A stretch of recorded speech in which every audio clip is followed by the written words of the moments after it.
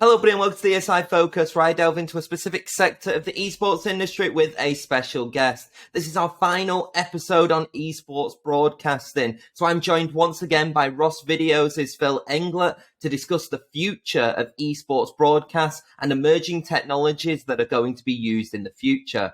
This includes talking about VR, AR, and the Metaverse in esports broadcasts. This episode is once again sponsored by Ross Video, a company that powers live video productions for viewers by building and distributing live production technology solutions. And once again, we're happy to have them on board for this episode, as we have for the entire series as well. So without further ado, let's get into the episode. So I'm joined here by Phil from Ross Video. Once again, it's a pleasure to chat with you about esports production. It is the final episode, which is presented by Ross Video, and I thought, we're talking about, esports solutions. We're talking about the future of esports production.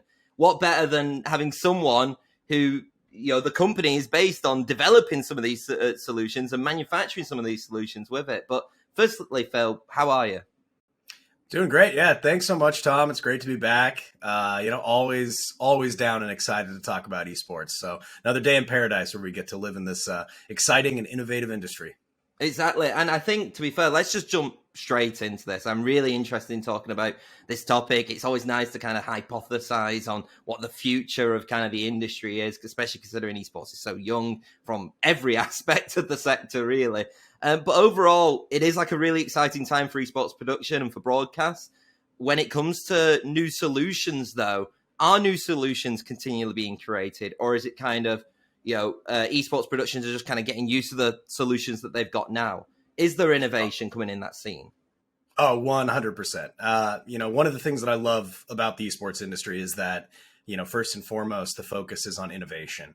I think that stems, very much so from it being built off the gaming industry, and the gaming industry is a space where you absolutely have to innovate to stay alive. And I think that's one of the beautiful things about esports. I think some of the things that drive innovations is just how many different games we have out there that pop up, esports that then pop up behind those games. And then that really you have to build custom workflows. You have to come up with new ways to show those games. You have to come up with, new innovations. So we haven't quite hit that place in esports where we're coasting on how things have been done. Very similar, like the sports industry in a lot of ways. For the bigger events, they're always doing innovations. But oftentimes for their regular season, the innovations tend to be a little bit slower from what we've seen, just because they have kind of figured out how they think it should be done. They've kind of figured out the right way to tell the story and show off the tournament. And the fans are used to that. Whereas in esports, it's still this playground of, trial and error and, great ideas, bad ideas, but we got to try them all so we can figure out what really works. And at the end of the day, what tells the best story to the audience. I think what's really interesting as well is we are kind of just starting to get what like legacy esports like League of Legends, like Dota, that is a very new concept. Obviously you look at like football, rugby, that's like decades, which they've managed to kind of establish, especially since TV first came out, really, how to showcase this sport. Where now we're starting to get that with League of Legends, but we're still getting brand new titles coming in. And obviously with different titles means a different kind of aura, different vibe around it, which means different solutions needing to broadcast it as well. What are some of then kind of like the new technologies that you're starting to see at least be implemented in esports broadcasts? Yeah, so there's a lot of talk about cloud-based systems, software-based systems. There's also a lot of talk about how to consolidate production systems. So taking multiple pieces of production equipment, putting them all in one chassis, and then having them be able to communicate together as one machine. That helps cut costs. It helps decrease the size of the rack space needed to pull off more high-end esports productions. I think it's still that space where people are trying to figure out how they can hack their way to the best esports production until they can afford to really buy the equipment that's going to get them there. And I think it's interesting to see that develop and see technology as it does continue to grow. I think we've kind of hit an interesting point with the graphics card market, right? Because the graphics cards was a huge contributor in driving esports and people being able to build their own esports setups, their own gaming PCs and things of that nature. And so with the struggles that we've seen with a lot of the manufacturing and shipping issues, I think it's only slowed what the number of people that can adopt these strategies, but I don't think it's slowed that innovative spirit, and I don't think it's slowed the new tech that we're seeing coming in. But some other really exciting areas that I'm personally excited about is virtual sets, augmented reality, those becoming more sophisticated as well as more featureful. And we're seeing those virtual sets being utilized more and more. Like on the Madden Championship Series, they had a virtual set this past season that we were fortunate enough to do a lot of work with and collaborate with them on. And I think it's really showing a new style of remote broadcasting and how you can make that space more immersive. And then I think we're going to just continue to see iterations and innovations built on that. And we're going to see really creative ways to use virtual elements, whether it's a whole virtual set or whether it's taking an existing set and placing virtual elements, set pieces or foreground elements like we're seeing with AR, and really figuring out how to find that sweet spot between practical and virtual. And that's really cool to see. It's really fun to be a part of that development. And it's very exciting because since the games are built, many of them on the Unreal Engine, and they're all built on an engine, the idea of being able to then have a set that's built on the same engine, it just kind of gets us closer and closer to that cohesive point where the game and the esport really do blend and become this one space. It sounds really awesome, and I can't wait to touch on this throughout the podcast about VR, AR, virtual sets, everything in between as well. But I do actually want to take you back a little bit to what you were saying. It's something that I really didn't think of, and it's that with these shortages, obviously, I think the world documented like chip shortage, which has come out in terms of like it's one of those effects of the pandemic. Which I don't think people really kind of talk about too much, especially from like a production standpoint.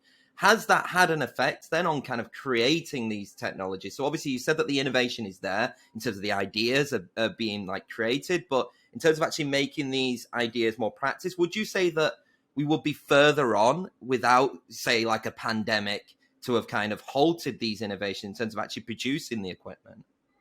Well, I think the pandemic was a catalyst for a lot of innovation, right? Out of necessity. Those of us that were in the industry working when the pandemic hit, I mean, it was this crazy, frantic time of figuring out how to keep the lights on, how to keep broadcasting, how to stay on air without the infrastructure that we had come to really rely on. The production infrastructure is what I'm speaking of professional production equipment.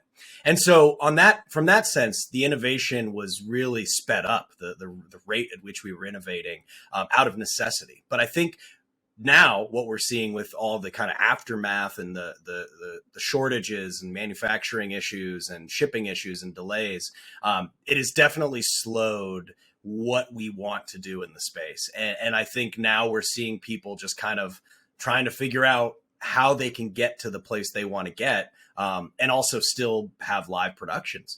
Because as I'm sure you're aware, the live production world, it doesn't stop. Shows don't stop. They book shows sometimes weeks in advance, sometimes a year in advance, but that show is going to happen. And there's going to be a team that has to figure out how to make it happen. So then when there are these manufacturing or shipping crises, it just makes everything more stressful, and it makes everything a little bit more difficult or it makes the process of getting back to that normalcy and back to that comfortable reliability standpoint just a little bit more slow. But we're fighting through it, and figuring out the ways that we can make our gear as good as it possibly can be, and also trying to expedite processes as much as we can. Personally, I'm just speaking from Ross, but I know all the other companies out there are doing the same. It's definitely a tough situation that we've all been put in, from the production companies to the manufacturers. But ultimately, we're all in it together, and we're all trying to figure out how we can continue to tell stories and continue to impact people through our storytelling. And so we, where there's a will, there's a way, and we're going to get through it, and things are slowly getting better.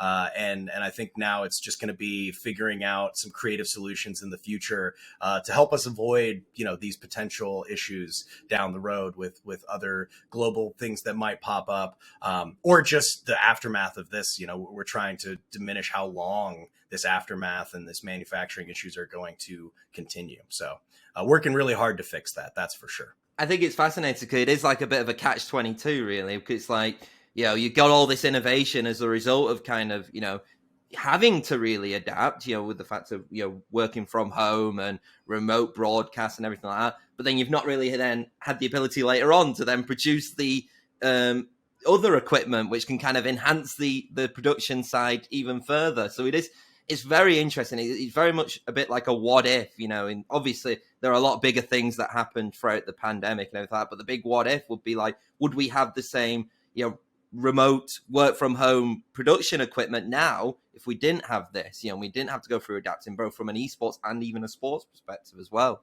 So I do want to talk about virtual reality. I think we've gone about 7 minutes into the podcast, and we've got to talk about VR, I think, at this point. Do you see any potential with VR when it comes to esports production specifically? Virtual sets are extremely exciting. There's something that I've really been passionate about since I was very young. I remember going to the arcade and, you pay to have these different virtual VR experiences where, you'd be hang gliding or, you'd be shooting at aliens or something like that. And I just remember thinking it was the coolest thing even back then when the technology was nothing like it is now. And I think that from a player standpoint, VR games are absolutely they have a future, right? There's very immersive, they're very fun, and they're a very unique style of gaming because of the physicality, right? So the mechanics are much more physical and much bigger, broader strokes that you actually have to move your arms, and some types of VR you even walk around.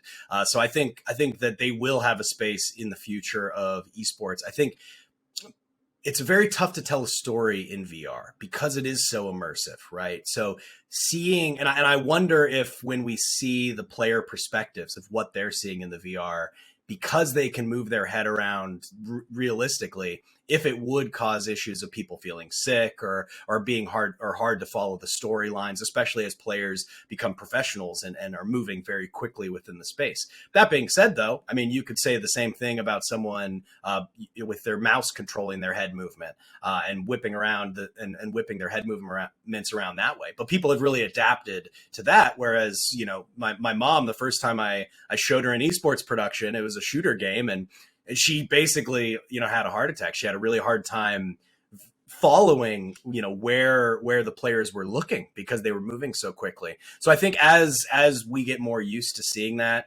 as the space develops, I think that it's really exciting space.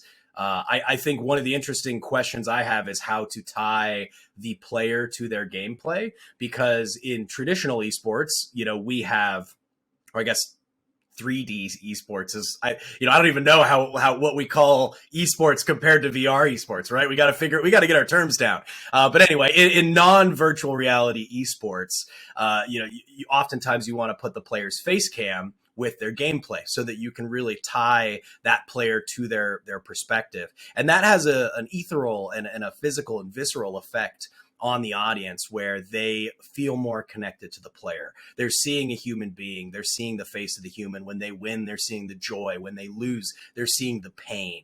And I think that is a really important part of esports, is connecting that person to the gameplay. And with VR, they're wearing the VR headset. So you don't quite get that same kind of hero perspective. So that's one of the things that I've been very interested in is how we're going to be connected to the players, and what creative tactics we're going to come up with, basically to bridge that gap and make sure that we are really connecting with the players and being impacted by their stories.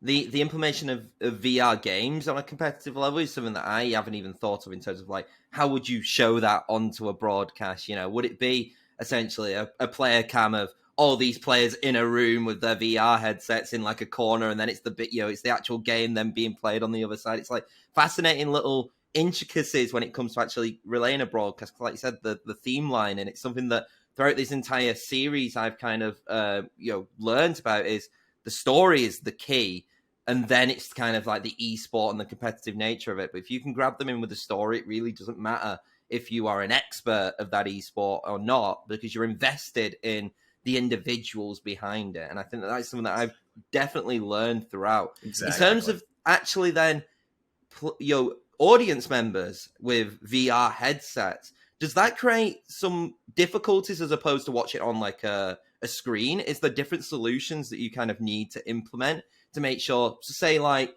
I can't afford to go to the League of Legends World Championships, but I want to physically see the League of Legends World Championship. So I put on a headset, and then next, I'm on a virtual stand with all summoner's rift over in the corner watching the game as itself.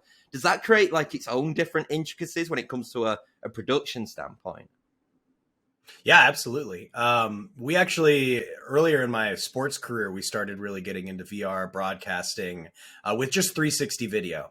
So it wasn't interactive. It was basically just, plop this camera on the sidelines, or, we would put like a camera on the volleyball net so that you could look around and you were standing as if you're the referee looking down on the scene, and you could look wherever you wanted. So I think the interesting thing that comes with 360 video and VR applications in that front, where you are truly an audience member, is the audience then at that point, they, just like being in the venue, they have the choice as to what they're looking at. They have the choices to where they're looking. They have to be looking in the right direction when the right thing happens. Whereas in traditional broadcast, you can really guide the viewer's eye. You're choosing which camera they're seeing. You're choosing which graphics they're seeing. And so ultimately you're kind of hand feeding them the event. And I actually was at a hockey game recently, and I had this experience where I hadn't been to a big live sporting or other event in a while because of the pandemic, for obvious reasons.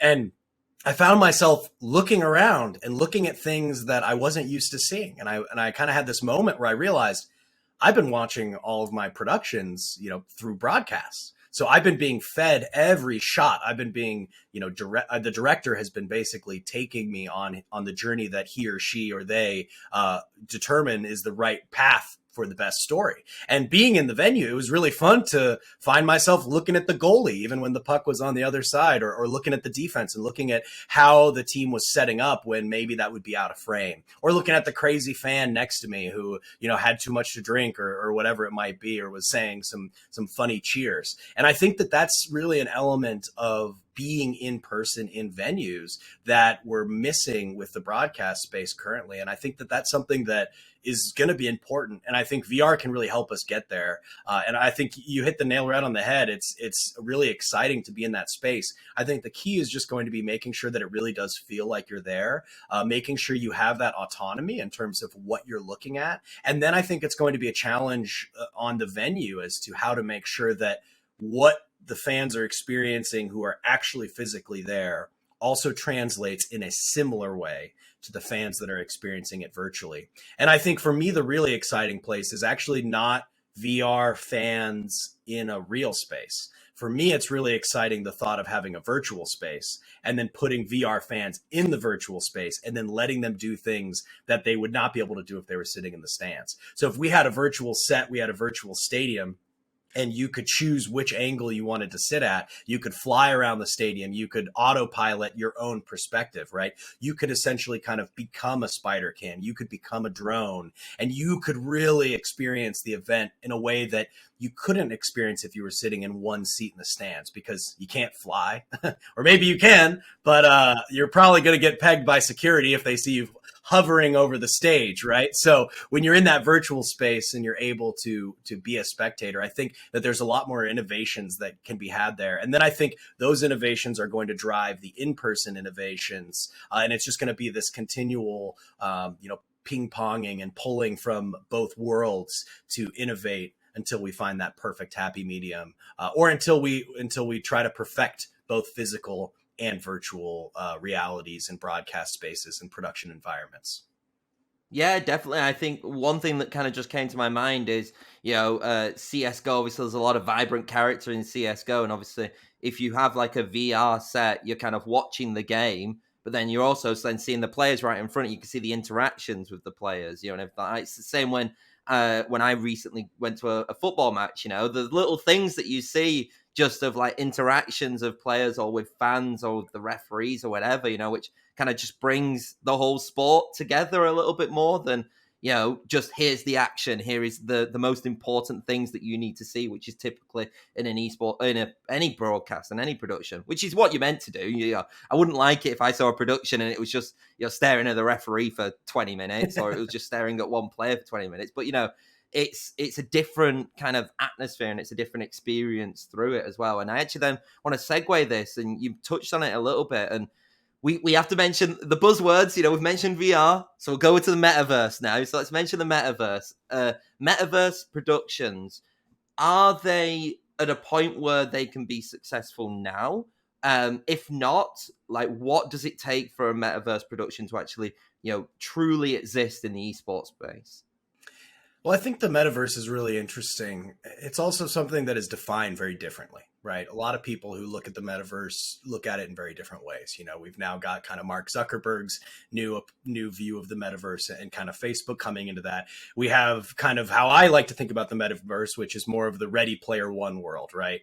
Where you go in, become this avatar in this virtual space. And then within this virtual world, you can go and do anything you want. And this virtual world that you go into is not owned by one company, but it is an open world that then has all these different opportunities for experiences built within it, right? So you'd go to this world and you could go to the Nintendo land and you'd be able to experience Nintendo IPs within that virtual space. And same with, multiple developers and just other different companies and stakeholders at place. You could go to the Google Mall maybe, or the Amazon Mall, and you could shop in a more brick and mortar style, but still order it with the click of a button, not have to carry any bags with you or anything like that, right? So that's kind of, when I'm looking at the metaverse, that's how I'm approaching it, right? Is this really all-encompassing virtual world that we can connect to.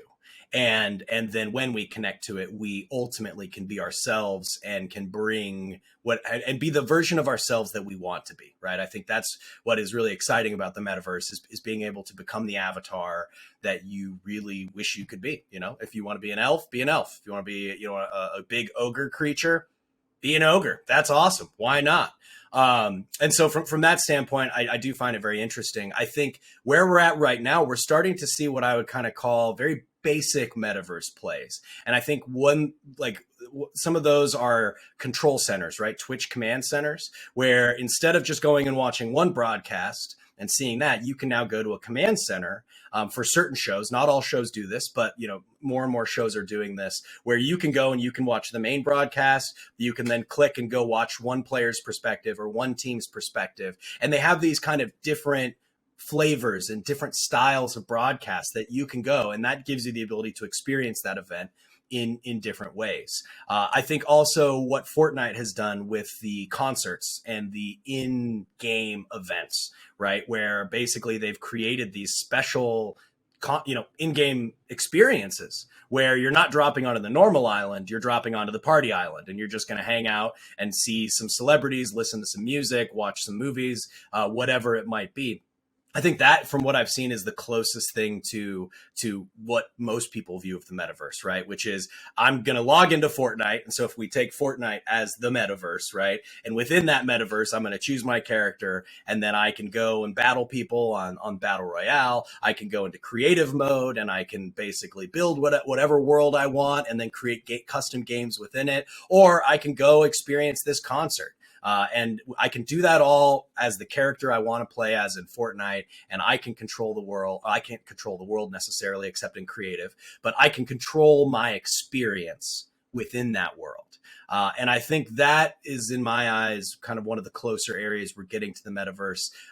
That being said, though, I do believe that a true metaverse has to be a collaboration between a bunch of different companies. Like, I think inherently, if there is one company that owns the metaverse, then it will always be lacking, because there's always going to be competition with other companies, and those companies are going to be trying to get you to come to their metaverse. And I think we're many years out before we get to that unification where there's one metaverse that all the big companies play nice in. They're all a part of it, and that's the one place you go. I think we're kind of seeing these different dimensions and different metaverses pop up. So I don't know if that answered your question. I'm definitely not a metaverse expert, so everything I said may have just completely come across wrong or not been accurate, but that's my interpretation of what the metaverse, and then some examples of what we're seeing in the space that could kind of be driving more closer to that. But it definitely is a buzzword, and it's exciting. Who knows what it will look like in our lifetime,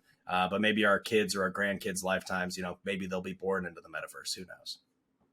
Other born into the metaverse, I see that would be insane. Is there is, in terms of, like, then to tailor it more to like the production side of kind of going in to say like a metaverse and watching an esports production, are there what do you think are like the possibilities of that actually being into fruition? And does it kind of open up more solutions to be available, which could be more interactive? So I think something that off the top of my head really is that you're in the metaverse, you're watching a League of Legends game, within the metaverse, within, everybody else in this arena or something. And you could then look down, click a button, and you've got the gold lead immediately come up on terms of like, you're watching the actual game and then you've immediately got all these statistics. So it's like you having that in-stadium experience, but then also having the same benefits you could have from an online broadcast, which is like all these stats and figures. Because, I can't go to a football game, for example, and suddenly have, this player has run this amount of kilometers or had this many shots unless I'm on my phone constantly, and Wi-Fi is terrible anyway, so it's never going to happen. Do you think that the metaverse in that sense could actually enhance esports broadcast and production? So obviously we're talking way into the future, but do you think it does have that possibility of doing something like that? Yeah, and I think there's even a possibility for those types of innovations before the metaverse, because a lot of the things that you talked about can be achieved with a spectator client.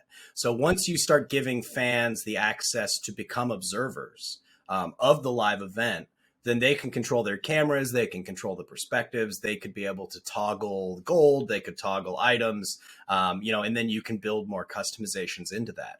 I think one of the issues that you have with that is competitive integrity. So if you're really having them come live into the lobby, there is that potential where you could have a competitor who has their friend join and spectate and tell and shot call and tell them every single thing that's happening and how to beat the other player. So, but that's easy to fix with a delay. As long as you can have the game itself be controlled and then have a second iteration of that game created on the fly, then you'd have that opportunity. Fortnite's actually gotten, I keep bringing up Fortnite, but they do tend to kind of play with these different types of broadcasts and types of mediums. And they've got something really similar to that. Although it's not live, during the FNCS tournaments, you can go into your Fortnite account, and you can spectate the replay of any of the games of the winners or, the people who place top 5 or top 10. So it is delayed. You're not watching it live. It's not part of the broadcast. But you still have that element of control and that ability to go in. So I think that's the closest thing that I've seen personally to giving the fans the ability to spectate.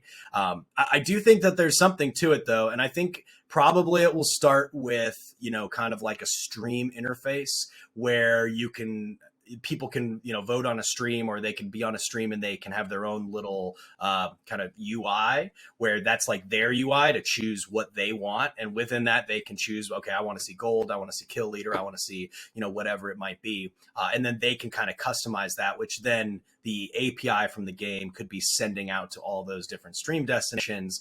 And then, you just are kind of choosing from a template, right? Like you don't have unlimited access, but you do have the ability to control some of the elements you're seeing. And I think that would be really cool. And that would kind of get us a little closer to the reality that you're talking about. Because being able to give, 1 million people live spectator privileges, and it would just crash the servers, right? So the spectator server would just crash.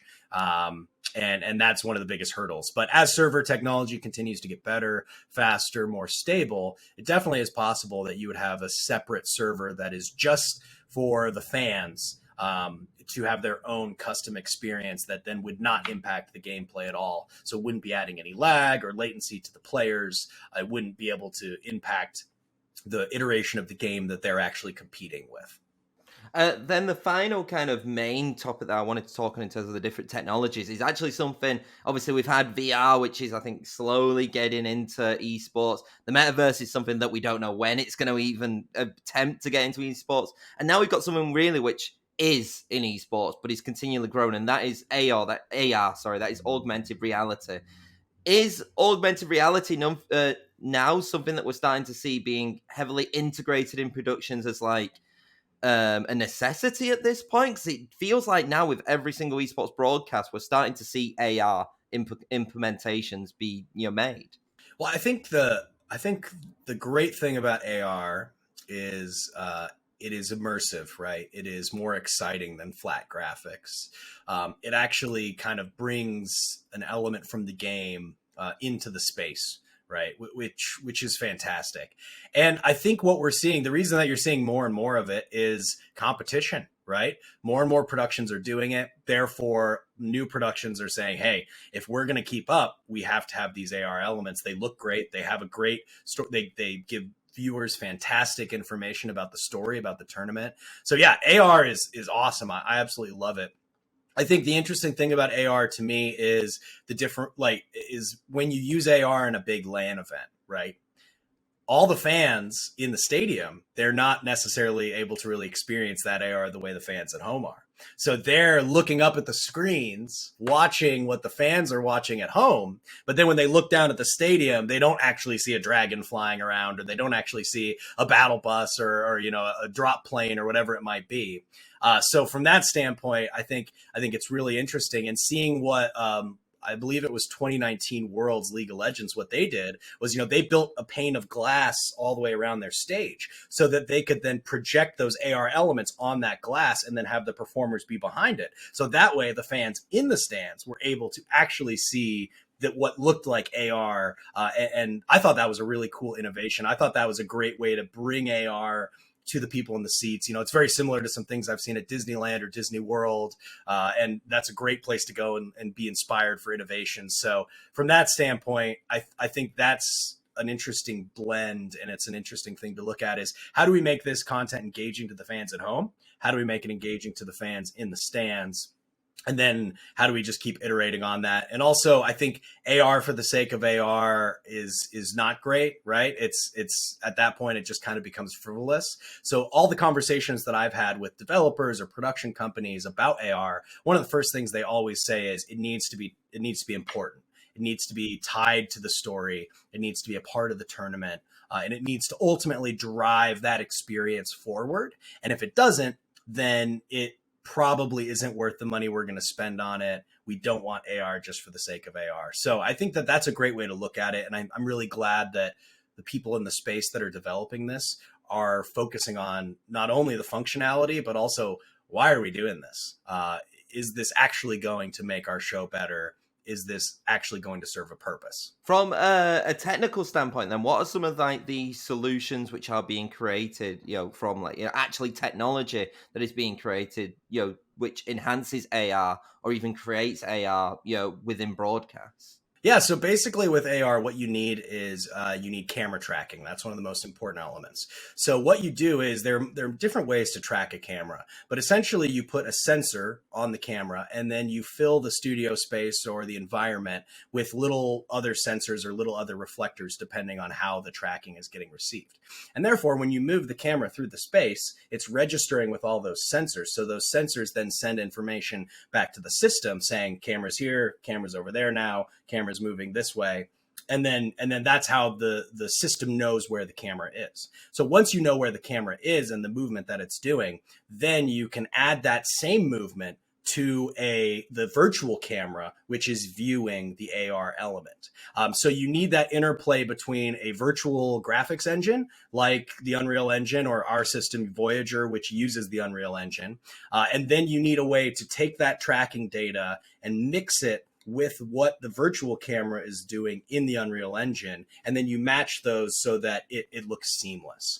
And so we have a system which is called Lucid Track, which basically takes that tracking data, syncs up with the Unreal Engine, and then you can build custom moves in there, or you can track moves and then control the Unreal Engine and what the output of the Unreal Engine is, which is a 3D live rendered graphic, which now looks like it's in the space because you're keying out the background, and then it's all about the virtual camera that is observing that and making sure that syncs up with the physical camera. So there's a lot of cool innovations being done there. There's a lot of ways being figured out right now to optimize the Unreal Engine for live, right? Because everyone's seen the Mandalorian video about XR and Unreal Engine, right? Well, they're still able to post render after the fact and get all those details. Being able to actually live render that out without any post rendering happening, the engines have to be a bit more powerful, and there has to be more efficient processing workflows develop. So that's a continual process that there's a lot of really smart people out there that are figuring out how to optimize that system, make it more efficient, and ultimately up the quality of what can be done with AR, and quite simply how AR looks to the audience. And that's when, when we talk about future technologies, like as more and more technologies come in, even the sense of like just higher graphics cards, better processors, better equipment, which becomes more accessible as well. Because obviously people kind of always look at the brand new equipment, but when new equipment comes in, especially in the technology space, definitely, once a new model is come, that means that the older model is quite significant, sometimes cheaper. And so that also is sometimes we actually see like the second, third kind of tier of it start to be implemented, because that's the affordability factor which goes into it. Right now, you could probably have someone essentially like Riot have the AR that they did in Worlds 2019, but not everyone could have managed to have done that, where, in 2-3 years time, maybe at that scale, that is possible because of the technology which kind of comes through. So is that kind of the thing with AR now? It's more kind of refining it, making it look even more realistic, making it, just, utilizing Unreal Engine and kind of using the technology which is available and going to be available into the future to actually create a more immersive broadcast as well. Yeah, I think that currently with AR, what we're seeing is that if you want to try to do it cheap, it is very difficult. A lot of people out there have their own proprietary systems that they build, basically just making a big PC that then has the Unreal Engine and figuring out how to get their own tracking data in there and figuring out how to build that system. And it's really difficult to make it look good. It's really difficult from a functionality standpoint, especially when you're trying to use it in a live broadcast, where you have to hit your cue live. You can't go back and do another take. You got to nail it. So from that standpoint, I think that it is very difficult to do AR right now on the cheap, and it's very difficult to kind of hack your own solution. There are people who are doing it. I'm sure that as technology advances, it will become easier to do that. But yeah, currently it is definitely not an easy thing to pull off. And especially it's not an easy thing to really get right. And you'll notice when you see AR graphics, you'll see some that maybe don't look amazing and other ones that just blow your mind. So it's a spectrum for sure. I think the last thing then, kind of as we're winding down on this talk, really is what are some of the innovations coming from the traditional sports productions and the traditional sport solutions that are making their way into esports? And this could be solutions that have been used in traditional sport for so long, but now because esports are starting to develop more as a broadcast solution and more as a broadcast overall, that they're actually able to implement these as well. So are there some technologies making the way from traditional sports to esports?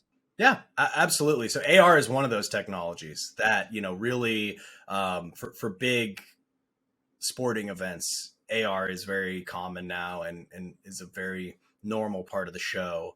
And we're definitely seeing that utilized more and more on esports. I think what we're seeing is the scale of what's being done on esports is now able to increase because it's got more buzz and more budget going to it. So you're seeing better systems being developed. You're seeing more stable systems and more reliable systems than what was previously in esports, where ultimately it could be a couple computers in a basement somewhere broadcasting a signal. So from that standpoint, there are definitely tons of innovations. I think data is one of the biggest ones, where sports is still using a lot of data, and esports is, in my eyes, data is the most important thing of esports. Is how do we make sure that we're telling the story of the numbers that are happening behind the game? Because a lot of times with these professionals, the numbers really tell the story in terms of what makes them great, what makes a winner win.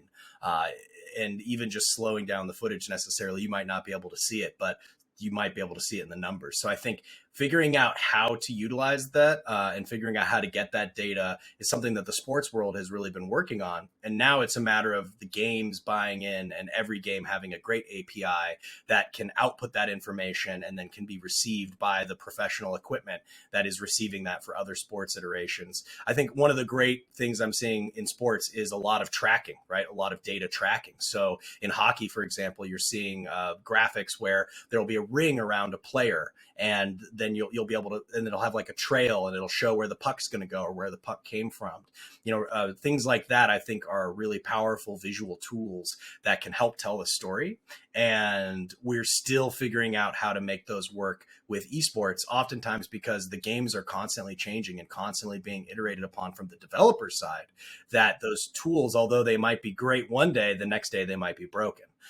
Whereas in a physical sport, once those tools are set and once the stadium is set up, you can really dial it in from the end of how you're receiving that data, as opposed to needing to focus on what's outputting the data, because there's always going to be a physical player running around on the pitch or skating around on the ice. So from that standpoint, I think those are the areas that we're seeing the most innovation in sports right now coming to esports. Also, LED control. These big stadiums that are coming out, like SoFi Stadium, where they have these big infinity LED screens, which are just amazing and mind-blowing. And then figuring out how to feed content to those in a way that is exciting to the viewers and builds this amazing experience. That, I think, is an area that esports is going to continue to pull from, especially as more bigger arenas pop up, as more permanent installs happen with studios and arenas and bars and esports experience centers. I think really figuring out how to optimize LED utilization and make those spaces feel as new age and as innovative as possible is a huge area that the sports market is currently paving the way, because the stadiums are already built. And so they're like, hey, we've got this, 70,000, 80,000 person stadium. We need a great LED show to make sure that we continue to sell seats and make the fan experience and fan engagement as exciting as it possibly can be. I think it's very interesting. I think, yeah, like you said, the introduction of a lot now esports venues. Obviously, Arlington is one of them. I know Overactive Media, I think, are building an esports stadium or an esports venue at least. We're going to see more, hopefully, innovation, at least from the integration of what they can do with stadiums. It's not just sometimes on the broadcaster's side, per se. It's actually sometimes on the technology, which also becomes available with them as well. And, I'm guessing, doing it in front of a stadium offers a lot more possibilities than doing it in my room or something like that, in terms of what you can actually, do and what you can produce, which is more engaging for fans who are watching it there. As then the final question to kind of wrap this all up, how do you think esports production has adapted in terms of its presentation? Is it now completely different to traditional sports as well? I feel like there was a time where I feel like esports productions were just trying to be traditional sports productions. But do you think that that's now changed in terms of the way that, esports are now looking to utilize broadcast, whether that's the vibe of the broadcasters as a whole, or even how they utilize different solutions? Yeah, absolutely. I think that esports has definitely started to find its own identity, but I think ultimately good ideas are good ideas. And I think no matter where they come from, good ideas should be used and make things better. So I think that esports will always look to other mediums like sports or news or whatever other forms of broadcast are out there and take those good ideas and then fit them into the identity. I think some of the things that we've seen about the style and the look of esports shows, in my eyes, oftentimes they're a lot closer to a concert, right? A music concert. You have these awesome sets with these really cool set elements and these kind of show pieces that the set can be really different for every show. Whereas when you're covering a football game, the pitch has to be the same size, or close to the same size, right? Depending on the league. And so therefore there are certain stadium requirements that all the stadiums have. Whereas in esports, you can really get creative and you can really customize the look of the show and the look of the stage or the look of the set, if it's a studio, per game and per show. And so I think with that, you have these really creative and beautiful designs, which maybe in the sports world are a little bit too, quote unquote, out there for the traditional sports audience because they are so used to seeing one thing. But the esports audience loves it. And the beautiful thing is that with every game, you have an amazing style guide that comes with it. With every game, you have a color scheme, you have, an animation style. And with that, you can then use that to feed ideas into your virtual space or into your production environment, whether it be physical or virtual. And that just creates this really cool atmosphere. And then I think also you've got the talent tends to be a lot more a lot more relaxed, a lot more informal, right? I think that just kind of comes from the nature of streaming from your bedroom and kind of more of this long form streaming where you're able to just kind of talk and be yourself. As opposed to what you see in sports broadcasts, where the play-by-play and the play-by-play commentators, they kind of all do the same things, and they kind of learn from other play-by-play commentators how they should speak and the different cadence to their voice, and when to really have different inflections as the story changes. So yeah, I think that there's always going to be similarities. I think that there's always going to be differences. And I think that depending on the game and depending on the show, those will really be all over the map. And that's one of the really exciting things about esports, is you never really know what you're going to get. And there's so many exciting and interesting games and vantage points to look at. And I mean, I love that aspect of it. Phil, it's been an absolute pleasure chatting to you again. I know we could talk for, 6 more episodes on esports production, let's be honest, but this is actually the last episode of this series, which was presented by Ross Video, who do obviously a production company and obviously manufacture these amazing production solutions and products for esports and for traditional sports as well. If any of you who are watching this now haven't actually watched any of the others, highly would recommend those as well. Different aspects of esports production. As hopefully people have learned, it's not just about getting a camera and filming something. There's a lot more things that kind of go into it, from a backroom staff, from a presenter standpoint, from a solution standpoint, from a data standpoint. It goes on and on and on. But yeah, Phil, absolute pleasure having you on. And I think, have you any final words? Yeah, just thank you so much for having me, Tom. It's always a pleasure chatting with you, and always great to connect with like minds. And yeah, if you want to learn more about what we do in the space, you can go to our website. There's an esports specific page, so rossvideo.com/esports. And you can kind of see how we're crafting things within the space and some of our success stories. And otherwise, stay tuned. And if you're a fan of the space, stay a fan of the space and get engaged.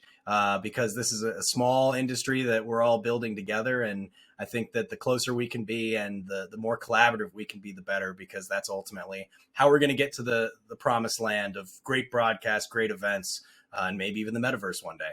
Perfect. And you guess what? We haven't talked about TFT once. I think that is a miracle for every time that we've had an episode together, or at least even had a chat together. So that has been good.